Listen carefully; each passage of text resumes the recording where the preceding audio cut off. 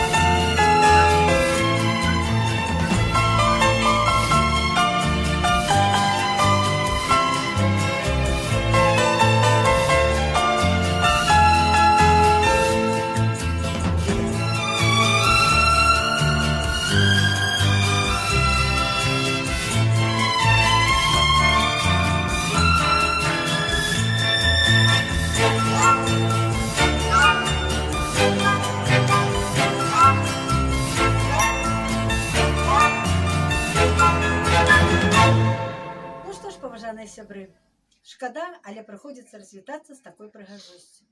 Спадзяюся, што маленькае віртуальнае падарожжа вам спадабалася.